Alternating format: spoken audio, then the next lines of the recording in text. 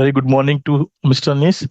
हम लोगों ने levels of management last topic discuss किया था और ये बात हुई थी कि हम इस पे रिलेटेड एमसीक्यू क्वेश्चन डिस्कस करेंगे। इन क्वेश्चनों पर जो डिस्कशन है वो हम मैनेजमेंट की जो नेचर नेचर है उसको कंप्लीट करने के बाद करेंगे, ताकि दोनों टॉपिक हम एक साथ डिस्कस कर सकें। चलिए मैं आपको ले चलता हूँ मैनेजमेंट की जो बेसिकली नेचर वाला जो टॉपिक है उस पर। और नेचर में हम लोगों ने तीन प्रकार की नेचर के बारे में डिस्कशन करना है। That is management as an art, science और शन। प्रोफेशन, है ना। इन तीन चीजों पे हम लोग डिस्कस करेंगे। तो ये जितने भी case study MCQ based question है तो इनको हम सेपरेटली एक अलग क्लास में डिस्कस कर लेंगे। टिल दैट आप जो है उनको रिवाइज करते रहें। और आज का जो टॉपिक है हमारा that is management as art, science and profession, इसके बारे में रहेगा। तो मैनेजमेंट एक आर्ट, एक साइंस और एक प्रोफेशन, जब हम इस पर डिस्कशन करेंगे तो उस कंडीशन में मैं कुछ आपको बता दूं, जैसे कि हमें क्या क्या चीजें पढ़नी है, समझनी है।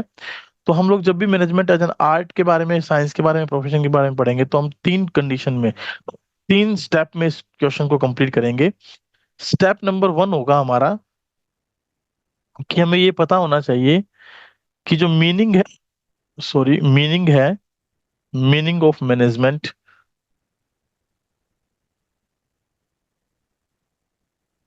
क्या क्या है। और फिर उसके साथ हम उसको देखेंगे कि मीनिंग ऑफ आर्ट क्या है, मीनिंग ऑफ साइंस क्या है, मीनिंग ऑफ प्रोफेशन क्या है। तो ये तीन चीजें हम लोग तीन तीन स्टेप में काम करेंगे। तो पहला स्टेप हमारा ये रहेगा, meaning of management, art, science और प्रोफेशन। फिर स्टेप नंबर टू पर हम चलेंगे। Step number two step number two में हम देखेंगे कि जो फीचर्स हैं, features of art, features of science and features of profession, वो क्या है। फिर स्टेप नंबर थर्ड हमारा जो रहेगा वो रहेगा that is related to comparison. Comparison में हम ये बात देखेंगे कि जो मैनेजमेंट की फीचर्स हैं, मैनेजमेंट की जो फीचर्स हैं वो versus arts, science and profession, इनकी फीचर्स से कैसे मेल खाती हैं, या कहाँ पर वो सिमिलर है, कहाँ पर वो डिसिमिलर है। और एट द एंड हम एक कंक्लूजन दे देंगे, कि भाई whether management is an art और साइंस और प्रोफेशन। तीनों के बारे में वन बाय वन करके हम ऐसा स्टेप फॉलो करते हुए चलेंगे। तो सबसे पहले हमारे पास है मैनेजमेंट एज एन आर्ट। तो मैनेजमेंट एज एन आर्ट के बारे में हम लोग सबसे पहले पढ़ेंगे। यस चलो, सर। ठीक है। तो मैनेजमेंट एज एन आर्ट को हम समझते हैं। जब हम बात करते हैं मैनेजमेंट एज एन आर्ट की, भाई आर्ट है या नहीं है, तो उसमें बेसिकली आपको ये पता होना चाहिए कि आर्ट क्या होती है। मैनेजमेंट का मीनिंग तो हमें पहले से ही क्लियर है, हमने स्टार्टिंग से ही कंसेप्ट ऑफ मैनेजमेंट को डिस्कस किया है। एक ऐसी प्रोसेस जिसमें हम मैंस को मैनेज करते हैं, जो बाकी अदर थिंग्स को मैनेज करता है और इफेक्टिव एंड एफिशिएंट वे में वर्किंग को कंप्लीट करता है, ऑब्जेक्टिव को अचीव करने में मदद करता है, उसे हम मैनेजमेंट बोलते हैं। तो आर्ट क्या है?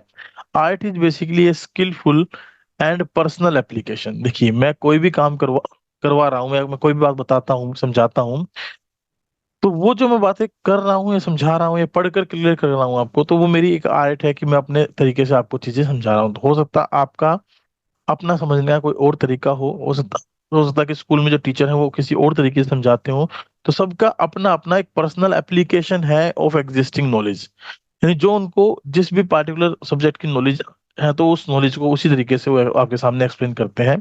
तो आर्ट क्या है? एक skillful and personal application of existing knowledge है, जो नॉलेज हमें पहले से ही है, उस नॉलेज को एक पर्पजफुल वे में, पर्सनल वे में प्रेजेंट करना, ताकि हम अपने डिजायर्ड रिजल्ट्स को प्राप्त कर सकें, उसे हम आर्ट्स बोलते हैं।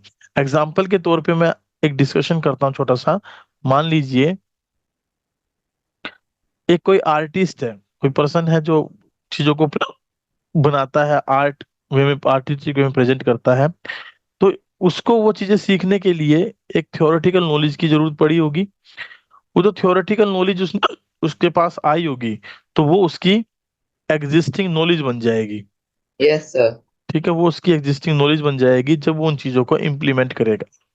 अब उस थ्योरेटिकल नॉलेज को मान लीजिए, मिस्टर ए है एक पर्सन, उसने एक टेबल पर एक टेबल पर कोई किसी प्रकार का कोई ग्लास या किसी प्रकार की कोई जैसे बर्थडे केक टाइप में कुछ बनाने के लिए उसने सीखा, थ्योरेटिकल में सीखा कि भाई टेबल होनी चाहिए, हम ये चीजें अरेंज करेंगे तो इसी तरीके से चीजों को बना सकते हैं।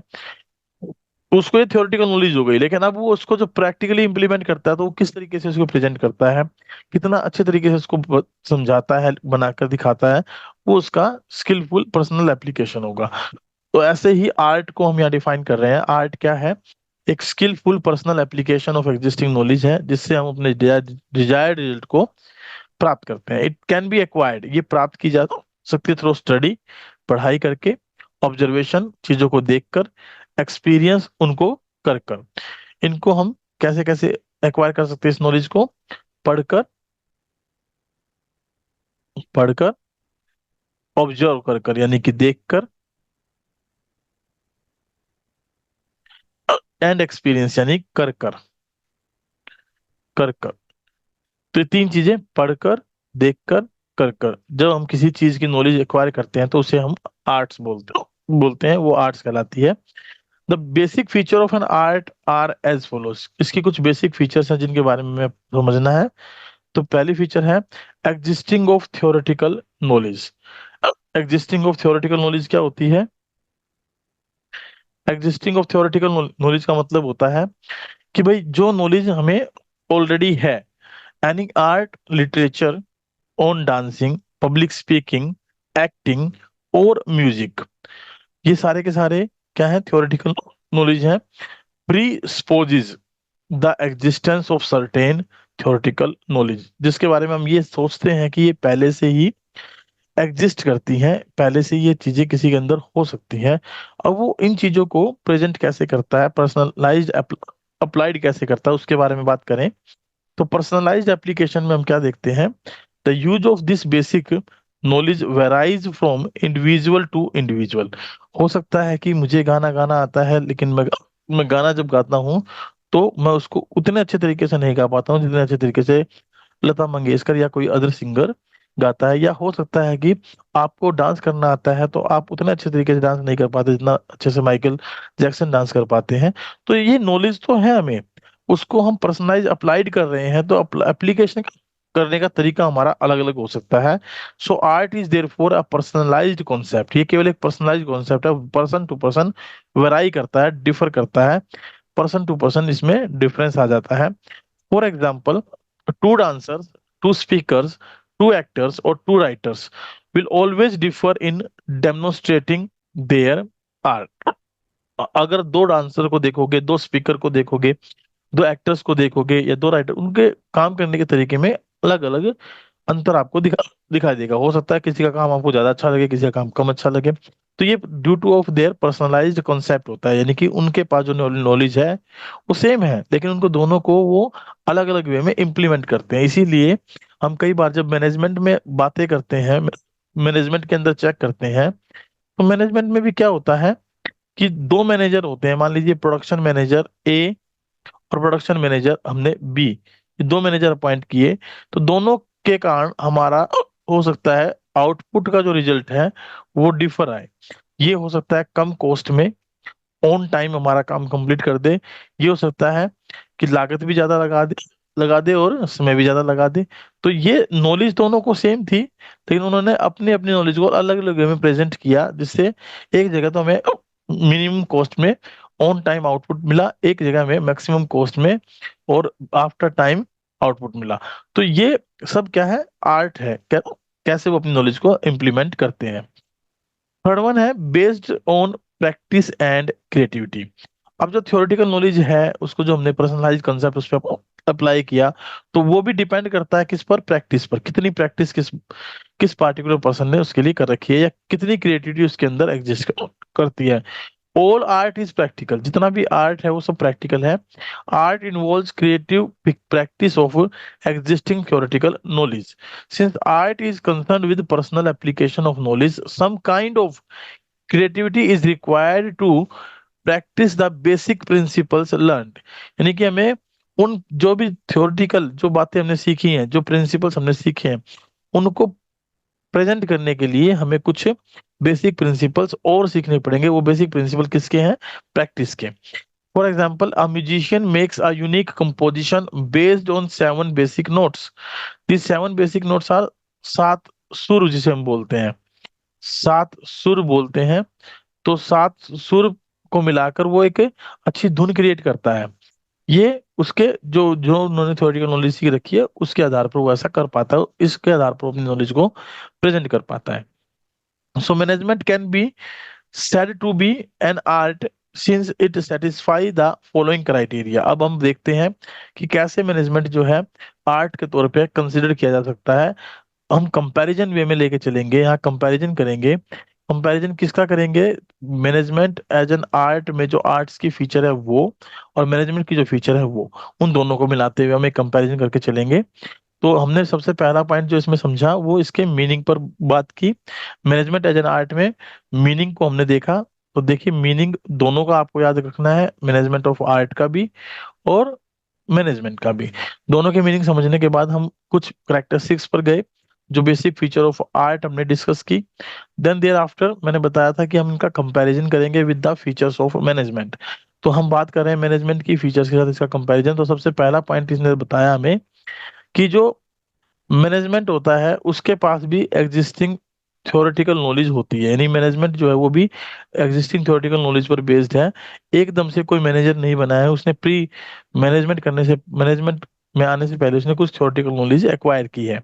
सो as in the art the management too, there is a lots of literature available in the various areas of management like finance, marketing, human resource, etc। जैसे हम बात कर रहे थे कि भाई आर्ट के अंदर अलग अलग, आर्ट के अंदर हमारे पास अलग अलग क्या है, लिटरेचर है। डांसिंग के लिए अलग, म्यूजिशियन के लिए अलग, या स्पीकिंग के लिए अलग, या राइटिंग के लिए अलग। वैसे ही मैनेजमेंट में भी बहुत सारा लिटरेचर अवेलेबल है, जिसमें finance, marketing, human resource etcetera include होते हैं।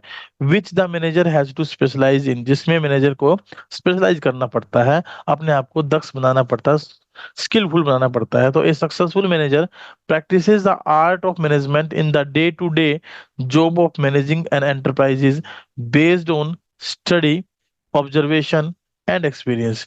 ये 3 बातें इसमें भी हमें लगानी पड़ती हैं कि हम यहाँ पर भी मैनेजमेंट को कैसे सीखते हैं? पढ़कर, पढ़कर, देखकर एंड कर कर, यानी कि एक्सपीरियंस कर कर, काम कर कर उससे रिलेटेड। तो इसी तरीके से हम आर्ट्स के बारे में भी हमने पढ़ा था कि आर्ट्स को भी हम इसी तरीके से समझते हैं। तो ये नॉलेज, तो इसका मतलब ये जो फीचर है that exist in the management, हम अगर इसके बारे में बात करें तो इट एग्जिस्ट, ये एग्जिस्ट करती है। अगर ये एग्जिस्ट करती है तो इसके बेस पे हम कह सकते हैं कि मैनेजमेंट क्या है? एक आर्ट है। आइए दूसरी फीचर पर भी बात कर लेते हैं, पर्सनलाइज्ड एप्लीकेशन। जब हम बात करते हैं पर्सनलाइज्ड एप्लीकेशन की, तो पर्सनलाइज्ड एप्लीकेशन का मतलब होता है कि जो नॉलेज आपने एक्वायर कर रखी है उसको आप किस तरीके से इम्प्लीमेंट करते हैं, उसके बारे में हम बात यहाँ करना चाहते हैं। Like in any art the management too, a manager applies his acquired knowledge in a personalized and unique manner। He is involved in the activities of the organization, studies critical situations and formulas his own theories for use in a given situation। यानी कि उसने जो भी चीजें सीखी हैं उन सब को वो क्रिटिकल सिचुएशंस में पढ़ता है, पढ़ाता है, अप्लाई करता है, अपने खुद के फॉर्मूले लगाता है। तो this gives rise to different styles of management. और इस तरीके से हमारी जो मैनेजमेंट है वो अलग अलग वे में अपनी बातों को प्रेजेंट कर पाती है, यानी वो पर्सन अपनी बातों को अलग अलग तरीके से प्रेजेंट कर पाता है, प्रस्तुत कर पाता है।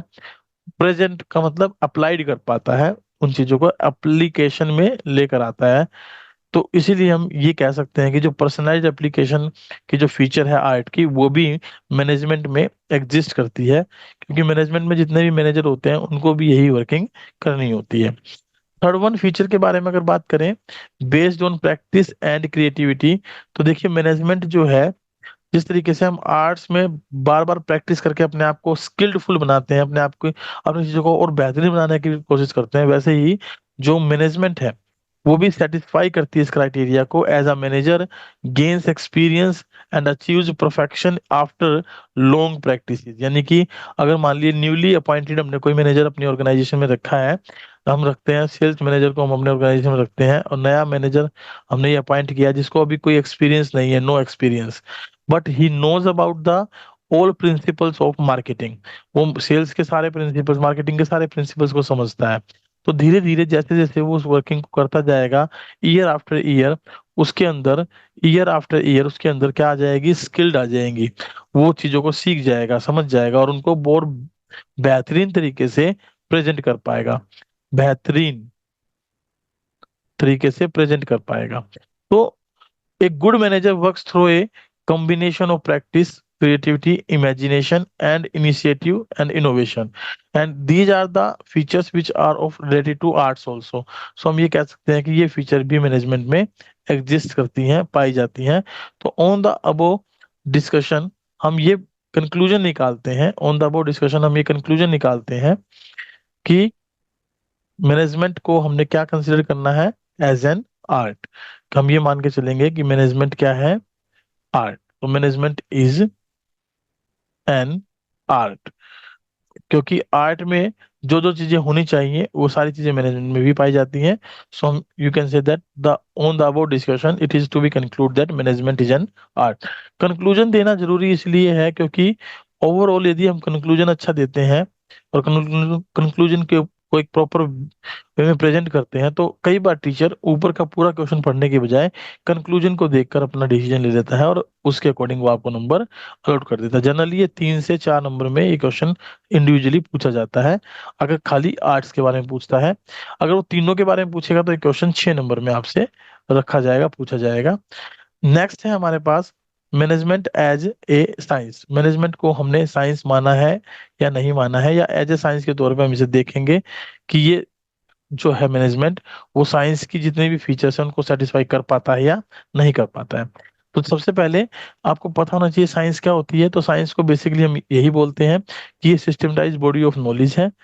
ये बेस्ड होती है किस पर, प्रिंसिपल पर, जो कि कोज एंड इफेक्ट रिलेशनशिप को एक्सप्लेन करती है। यानी कि साइंस क्या है, science is basically a pure science. Pure science के हम बारे में बात कर रहे हैं जिसमें कुछ सेट प्रिंसिपल्स होते हैं और उन प्रिंसिपल्स को किसी भी कंडीशन में आप अप्लाई करेंगे, किसी भी कंडीशन में आप अप्लाई करेंगे तो रिजल्ट जो है वो सेम निकलेंगे, सेम रिजल्ट हमारे सामने निकल कर आएंगे, चाहे कोई भी उन प्रिंसिपल को यूज करे। जैसे हम बात करें लॉ ऑफ ग्रेविटी, हम बात करें लॉ ऑफ ग्रेविटी, तो लॉ ऑफ ग्रेविटी में यदि मैं मान लीजिए कोई भी बॉल ऊपर की तरफ फेंकता हूं तो वो वापस नीचे की तरफ आ गिरती है, या कोई भी पत्थर मैं ऊपर की तरफ फेंकता हूं तो वो वापस नीचे आ गिरता है। तो लॉ ऑफ ग्रेविटी की जैसे गुरुत्वाकर्षण जो बल है उसकी वजह से ऐसा होता है। तो ये साइंस का प्रिंसिपल है एक। तो अगर मैं इसको अपने यहाँ इंडिया में अप्लाई कर रहा हूँ तो भी मुझे वही रिजल्ट मिलेंगे, और अगर मैं इसको यूएसए में जाके अप्लाई कर रहा हूँ तो भी मुझे वही रिजल्ट मिलेंगे। तो इसलिए साइंस के जो रूल्स हैं, साइंस के जो प्रिंसिपल हैं, उनका जब भी आप एप्लीकेशन करते हैं तो आपको सेम रिजल्ट मिलना चाहिए, ऐसा साइंस के प्रिंसिपल्स के बारे में बात रखी गई है। तो कहता है basic feature of science are as follows, कुछ फीचर्स बताइए साइंस की कि ये सिस्टमैटाइज्ड बॉडी ऑफ नॉलेज है। It is based on cause and effect relationship. So for example phenomena of an apple falling from a tree towards the ground is explained by law of gravity. So scientific principles are first developed through the observation and then tested through the repeated experimentation under controlled conditions. तो ये कहता है कि जो science के principles हैं, scientific principles हैं, उनको सबसे पहले हमने क्या किया है, डेवलप्ड किया, और फिर उनको थ्रू द ऑब्जर्वेशन, ऑब्जर्वेशन के थ्रू, एंड देन उनको टेस्ट किया, बार बार एक्सपेरिमेंट करके, under the controlled conditions. So scientific principles have universal validity and application. तो इसके आधार पर हम ये कहते हैं कि जो scientific principles हैं वो क्या है, यूनिवर्सली वैलिड है और अप्लाइड है, so that they can give the same result. अब यही बात अगर हम मैनेजमेंट के बारे में बात करें तो प्रिंसिपल्स वगैरह तो सब सेम है, लेकिन रिजल्ट हो सकता है कि अलग अलग वे में हमारे सामने आ जाए। तो based on the above feature we can say that हम क्या कह सकते हैं कि management is a science but not an exact science. ये एग्जैक्ट साइंस नहीं है, और या सोशल साइंस, हम इसे कहेंगे कि एक सोशल साइंस है। It is neither as precise nor as comprehensive as the pure science. ना तो ये स्पष्ट है, और ना ही ये जो है ना अंडरस्टैंडेबल है, जैसे कि साइंस के प्रिंसिपल्स लाइक फिजिक्स है, केमिस्ट्री है। The following points very much make it clear, कि जो हम पॉइंट डिस्कस करने वाले हैं वो इसको और ज्यादा क्लियर कर देंगे कि हाउ हम हम ये कहेंगे कि मैनेजमेंट एक प्योर साइंस नहीं है, but it is an in exact science. कैसी साइंस है ये? इन एग्जैक्ट साइंस, और it is a social science.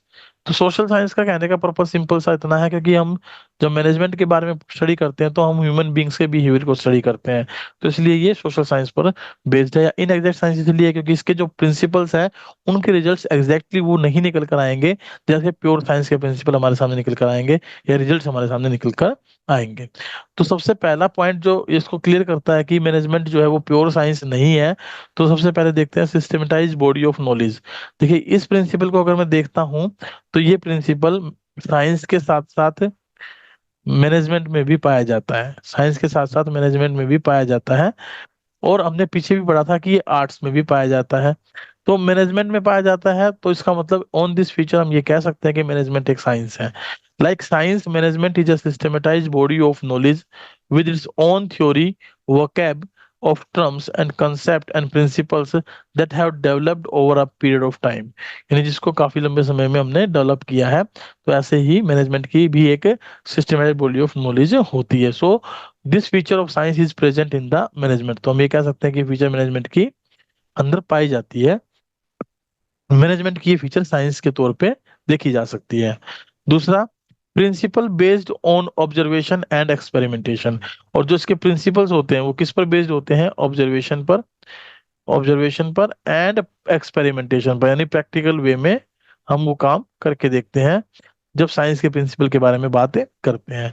तो लाइक साइंस, जैसे साइंस के प्रिंसिपल है वैसे ही principles of management are derived over a period of time through observation and repeated experimentation. However, since management deals with human beings and human behavior, so outcomes of these experiments are not capable of being accurately predicted। जैसा हम चाहते हैं वैसे result हमें नहीं मिल पाते। So therefore management can be called as an inexact science. तो इसलिए मैनेजमेंट को क्या बोलते हैं? इनएग्जैक्ट साइंस से बोलते हैं। एग्जाम्पल के तौर पर अगर हम बात करें तो देखिए, हम दो पर्सन्स को अपॉइंट करते हैं, पर्सन ए, पर्सन बी, और दोनों के दोनों एक प्रकार से जो है वो मजदूर हैं, या मैं कहूंगा कि मिस्त्री हैं, मकान बनाने वाले हैं।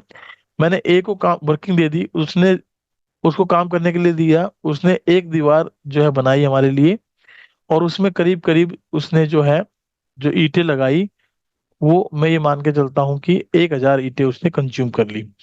और बी, एक और पर्सन है, उसने भी एक हमारे लिए दीवार बनाई, और उसने जो इसमें ईंटें लगाई, ईंटें कंज्यूम की, तो उसने इसमें 800 ईंटें कंज्यूम की। तो जो ए पर्सन है और जो बी पर्सन है, they having the same knowledge that how to create the wall, कि दीवार बनानी कैसे है। उन्होंने हमने एक्सपीरियंस करके देखा, हमने एक पर्सन को और को फिर अपॉइंट किया, उससे भी यही सेम प्रकार की दीवार हमने बनवाई। अब उसने जब दीवार में ईंटें लगाई तो वो उसने लगाई 1200। तो हमने ये एक्सपेरिमेंट करके देखा कि भाई किस प्रिंसिपल को किस तरीके से अप्लाई करें कि क्या रिजल्ट आए। तो यहाँ देखा हमने रिजल्ट हर बार डिफरेंट डिफरेंट आए। किसी ने 1,000 यूनिट पत्थर लगाए, किसी ने 800, किसी ने 1200 ईंटें लगाई। तो ये कहता है कि ये ह्यूमन बिहेवियर पर डिपेंड करता है। तो it is these experiments are not capable of being accurately predicted, कि हम इनको एक्यूरेटली प्रेडिक्ट कर सके भाई ये कितनी ईंट लगाएगा, ये कितनी लगाएगा, ये कितनी लगाएगा। Therefore management can be called as an inexact science, क्योंकि इसको इनएग्जैक्ट इसलिए बोला गया है कि इसके रिजल्ट जो है वो सेम नहीं होते। So this feature of science is not fully satisfied और present in the management. So on this behalf we can say that management is a social science और इनएग्जैक्ट साइंस। थर्ड पॉइंट और देख लेते हैं एक, जो हमें ये क्लियर करेगा कि भाई मैनेजमेंट को हम साइंस माने या ना माने। पहले पॉइंट पर तो हमने इसको माना, दूसरे पे हमने इसको नकार दिया। प्योर साइंस मानने से, साइंस तो माना लेकिन प्योर साइंस मानने से मना कर दिया। तीसरा पॉइंट है यूनिवर्सल वैलिडिटी। कहता principle of management provide managers insightful, with certain standardized techniques that can be used in different situation। यानी कि मैनेजमेंट जो है वो, उसके जो प्रिंसिपल है वो मैनेजर को कुछ सर्टेन स्टैंडर्डाइज टेक्निक बताता है जिस जो अलग अलग सिचुएशन में यूज की जा सकती हैं। This principles are also use for training and development of manager. और इनको हम मैनेजर के जो मैनेजमेंट होती है, जो उनमें पर्सन होते हैं, मैनेजर होते हैं, एम्प्लॉय होते हैं, उनको ट्रेंड करने के लिए, उनको डेवलप करने के लिए यूज कर सकते हैं। So however the principles of management are not as exact. तो हम ये कहें कि प्रिंसिपल ऑफ मैनेजमेंट जो है वो एग्जैक्ट नहीं है as the principle of science. So therefore application and usages is not universal. तो इनका एप्लीकेशन और यूजेज एक जैसा नहीं है। They have to be modified, ये मॉडिफाइड किए जा सकते हैं अकॉर्डिंग टू गिवन सिचुएशन। तो जो प्रिंसिपल्स हैं साइंस के, वो चाहे कैसी भी सिचुएशन क्यों ना हो, हर सिचुएशन में उनका रिजल्ट सेम होता है। लेकिन मैनेजमेंट के प्रिंसिपल का रिजल्ट हर सिचुएशन में सेम नहीं होता। तो on this behalf of this feature of science, हम ये कहते हैं कि it is also not fully present in the management. That's why we will called it as inexact science and pure science. So management जो है वो both art और science हो सकती है। हाँ जी, बोथ आर्ट भी है और साइंस भी है। But on the behalf of science हम कहें तो it is not an exact science. ये एग्जैक्ट साइंस नहीं है, ये ध्यान रखिएगा।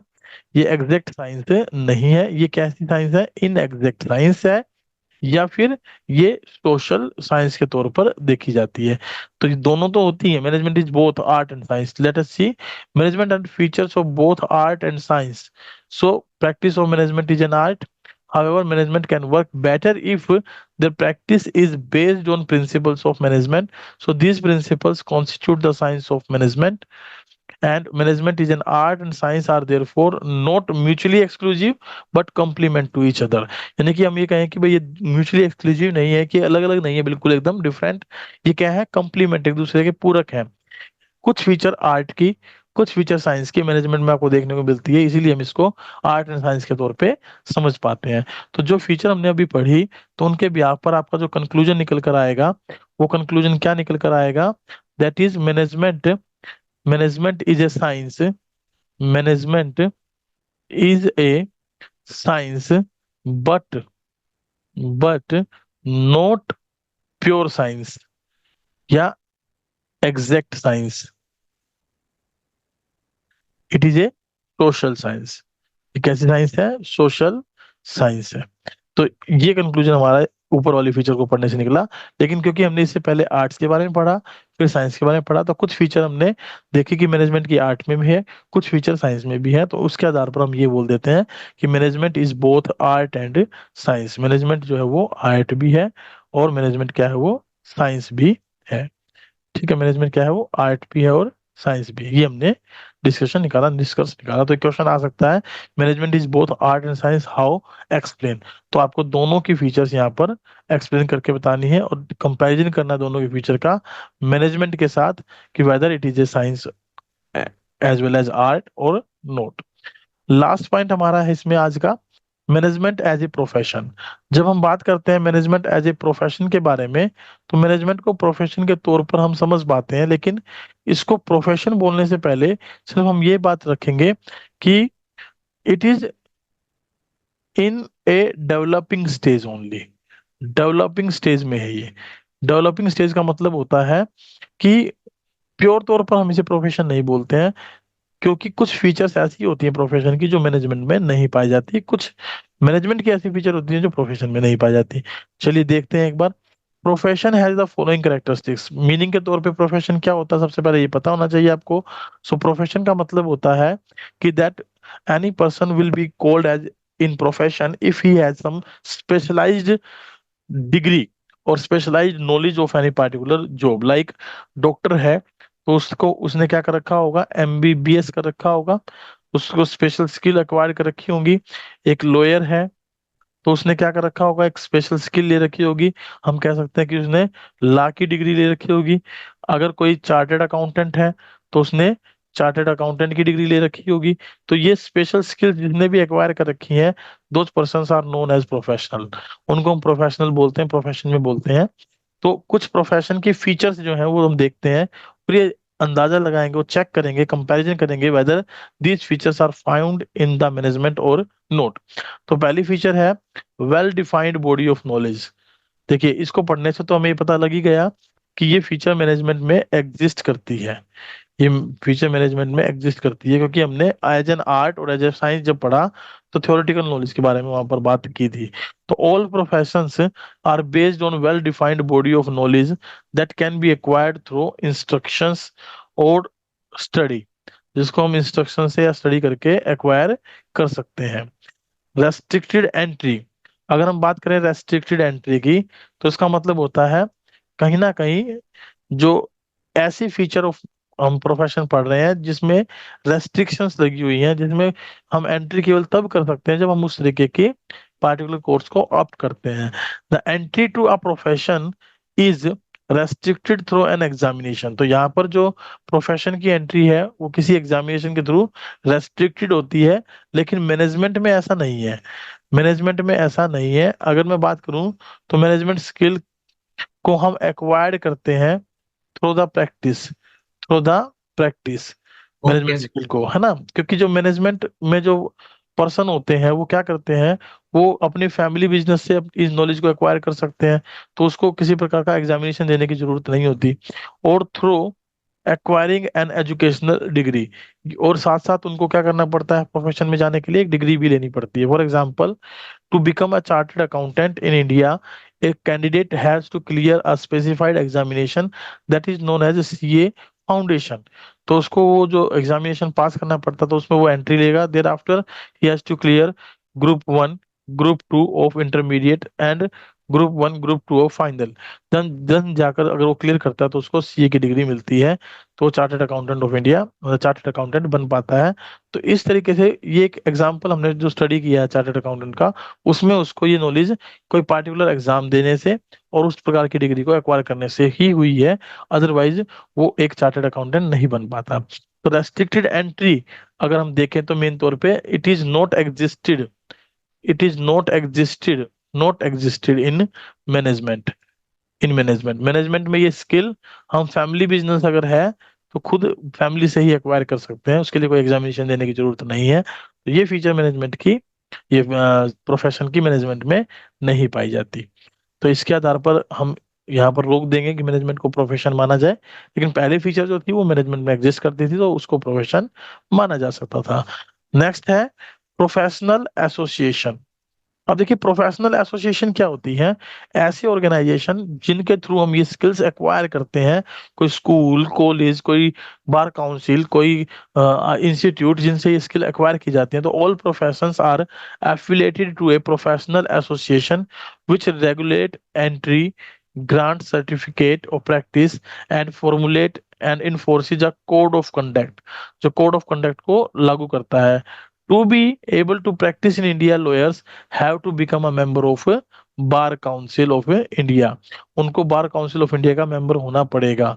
अगर कोई चार्टेड अकाउंटेंट प्रैक्टिस करना चाहता है तो he should be a member of ICAI organization, तो उसको आईसीआई का मेंबर होना पड़ेगा।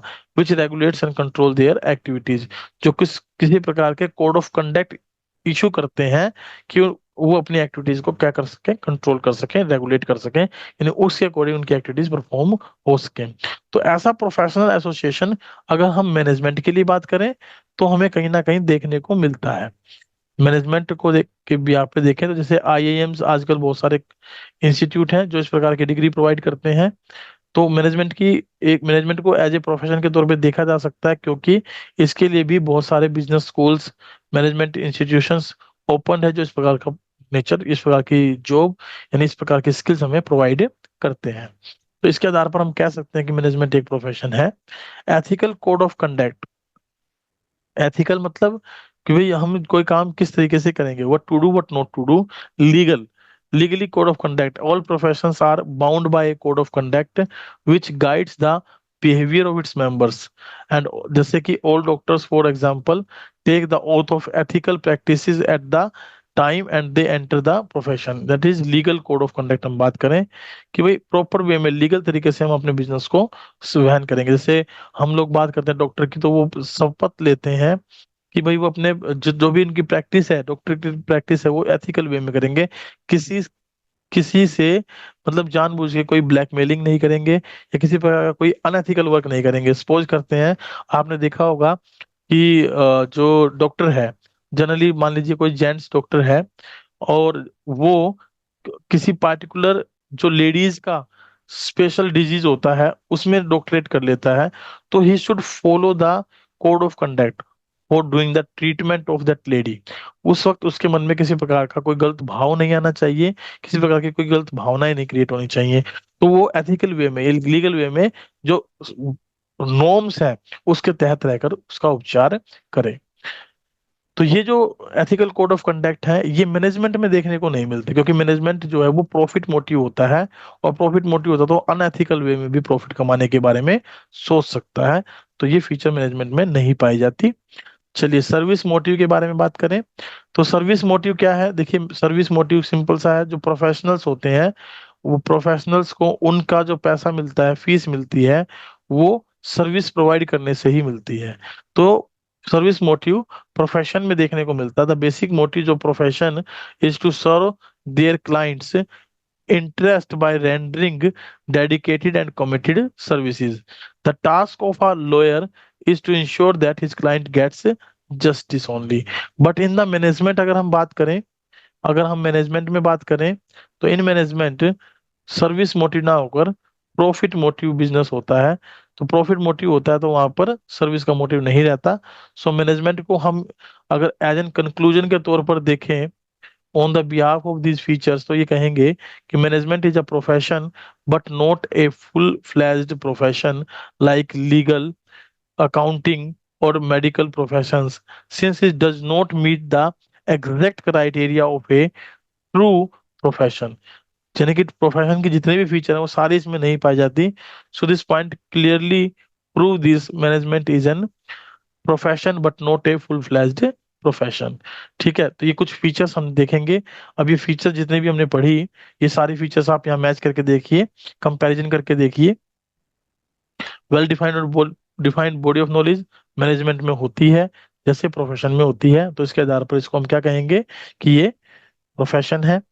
दूसरी फीचर अगर हम देखें, रेस्ट्रिक्टेड एंट्री, तो रेस्ट्रिक्टेड एंट्री में हम देखते हैं कि जैसे मैनेजमेंट इंस्टीट्यूट्स होते हैं such as IIMs usually through an examination किसी को मतलब एमबीए की डिग्री प्रोवाइड करते हैं, लेकिन ऐसी कोई सच रेस्ट्रिक्शन नहीं है, कोई ऐसी मतलब कोई बंदिश नहीं है कि ऑन एनीवन बीइंग डेजिग्नेटेड और appointed as a manager in any business, कि उसके पास एमबीए की डिग्री हो तो ही वो मैनेजर अपॉइंट किया जा सकता है, या आईएम से कोई डिग्री उसने ली हो तो ही वो मैनेजर बन सकता है। मैंने आपको बताया था यदि किसी का फैमिली बिजनेस है, किसी का फैमिली बिजनेस है, तो फैमिली बिजनेस में उसको चाहे उसकी नॉलेज हो या ना हो, तो he can be work as a manager. तो वो मैनेजर के तौर पर काम कर सकता है और वहां से स्किल्स एक्वायर कर सकता है। तो जो इस प्रकार की जो फीचर है वो कुछ हद तक तो इम्प्लीमेंटेड है, बट प्योरली हम इसको अप्लाई नहीं करते। जैसे प्रोफेशंस में मेडिसिन है, लॉ है, या चार्टर्ड अकाउंटेंट की डिग्री है, इनके लिए तो हमें स्पेशली टेस्ट पास करना ही पड़ेगा, देन ओनली हम जो है इसको प्रोफेशन में शामिल कर सकते हैं। पोसेस सम स्पेसिफिक डिग्री, यानी उसके पास ऐसी स्पेसिफिक डिग्री होगी तो हम उसको प्रोफेशन में ले जाएंगे, अदरवाइज वो प्रोफेशन नहीं माना जाएगा। सो professional knowledge training is considered to be the important part desirable qualification, since there is a greater demand for those who possesses these degree or diplomas for reputed institutions. So presently this feature of profession is not present in the management, क्योंकि जब compulsorily ये हो जाएगा कि किसी organisation में हमें manager appoint करना है और उस मैनेजर को के पास ये ऐसी डिग्री होनी कंपलसरी है, देन ओनली हम ये कह सकते हैं कि मैनेजमेंट जो है वो प्योरली प्रोफेशन है, अदरवाइज हम इसे अभी फुल फ्लैज प्रोफेशन नहीं बोलेंगे। It will be called at it infancy stage. Infancy stage यानी अभी जैसे छोटा बच्चा जन्म लेता है ना, तो वैसे ही मैनेजमेंट ने एज ए प्रोफेशन के तौर पे जन्म लिया, अपना पैर पसारे हैं। धीरे धीरे ये आने वाले समय में फुल फ्लैज प्रोफेशन के तौर पे देखने को मिल भी जाएगा। प्रोफेशनल एसोसिएशन क्या है? देखिए प्रोफेशनल एसोसिएशन में मैंने बताया कि जैसे several associations of practicing manager in India, बहुत सारे ऐसे इंस्टीट्यूशन है जो मैनेजर की डिग्री प्रोवाइड करते हैं, मैनेजमेंट की डिग्री प्रोवाइड करते हैं। जैसे all India management association that has laid down a code of conduct to the regulate activities of their members. There is however no compulsion, देखिए इसकी वजह से there is however no compulsion for manager to be member of such association, but profession में ऐसा नहीं कर सकता, उसको उसका मेंबर बनना जरूरी है। तो इसके आधार पर भी हम यही कहते हैं कि प्रोफेशनल एसोसिएशन जो है, this feature is also not presented in the management currently. तो इसके आधार पर भी हम इसे प्रोफेशन नहीं मानते हैं। एथिकल कोड ऑफ कंडक्ट ये भी प्रेजेंट नहीं है। मैंने बताया था ऊपर आपको कि जो एथिकल कोड ऑफ कंडक्ट होते हैं, devise a code of conduct for Indian manager, but there is no statutory backing for this code. यानी कंपल्सन नहीं है कि वो इन कोड को फॉलो करें। इसका एक ही कारण है केवल, कि जो मैनेजमेंट की डिग्री है अगर वो नहीं भी लेंगे तो हम उसके बिना भी मैनेजर लग सकते हैं, तो हमें इन कोड कोड ऑफ कंडक्ट की जरूरत नहीं होगी। देर आफ्टर लास्ट जो सर्विस मोटिव है, मैंने बताया था कि it is not also fully present in the management. The basic purpose of management to help the organization achieve its goals by providing good quality products at the reasonable prices, thereby servicing the society is being increasingly recognized। But आपको पता होगा कि हमने एक objective पढ़ा था, objective of management. उसके अंदर हमने क्या देखा था? उसके अंदर हमने देखा था कि मैनेजमेंट का एक ऑब्जेक्टिव होता है सोशल वेलफेयर। सोशल वेलफेयर, तो ये एक सर्विस मोटिव है एक प्रकार का। हालांकि सारे ऑर्गेनाइजेशन ऐसा करते हैं, ऐसा कोई कंपल्सन नहीं है। सो ये फीचर फुली प्रेजेंट नहीं है मैनेजमेंट में, कहीं कहीं देख सकते हो, कहीं कहीं आपको ये नहीं भी मिलेगी।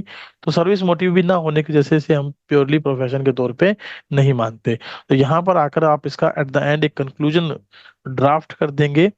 कंक्लूजन ड्राफ्ट कर देंगे, from the above discussion it is to be found that management is its at in initial stage और एट इट्स इन्फेंसी स्टेज।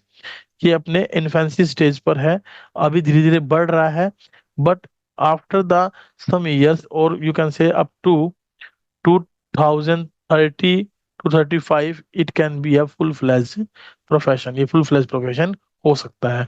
तो ये इसका कंक्लूजन हमारा रह जाएगा। ये that is the whole recap of about the topics. Management as एक art है, या मैनेजमेंट को हमने एक साइंस के तौर पे समझना है, या मैनेजमेंट को हमने एक प्रोफेशन के तौर पे समझना है। तो ये जो है बेसिकली तीनों का एक रिकैप है, जिसको आप एक बार रीड कर लेंगे अपनी बुक से, और आपको रीड करने के बाद थोड़ा सा क्लियरेंस बने रहेगी। तो इसके बाद कल हम जो करेंगे वो क्या करेंगे, एक तो जो हमने टॉपिक पढ़ा objectives, levels of management and importance, उसके ऑब्जेक्टिव टाइप क्वेश्चन। और ओके एक सर। और एक हम लोग करेंगे जो आज हमने टॉपिक पढ़ा nature of management. Okay sir. ठीक है, इसके ऑब्जेक्टिव टाइप क्वेश्चन। तो कुल मिलाकर ये 25-30 क्वेश्चन उसके हैं, 20-22 क्वेश्चन इसके होंगे। तो 50 क्वेश्चन को सेपरेटली मैं आपके साथ कल इसके डिस्कस करूंगा, और इसी पर हमारी क्लास रहेगी। कल हम नया टॉपिक कोई डिस्कस नहीं करेंगे, इन्हीं की केस स्टडी पढ़ेंगे और इन्हीं क्वेश्चन को डिस्कस करेंगे। ठीक है, ओके सर। तो इनको एक बार प्रॉपरली रिवाइज कर लेना। जैसे ही यूनिट खत्म होगी तो एक मैं पेपर ड्राफ्ट करूंगा तुम्हारे लिए, 40 नंबर का। वो पेपर आपको सेंड कर दिया जाएगा, आपको सोल्व करके पीडीएफ बनाकर मुझे वापस भेज देना है। Okay sir. Okay, thank you very much, bye bye, take care, have a good day. अगर कोई डाउट सर बाय। किसी प्रकार की कोई बात पूछनी है तो आप नो पूछ सर। सकते ओके सर बाय। हो। ओके बेटा, बाय।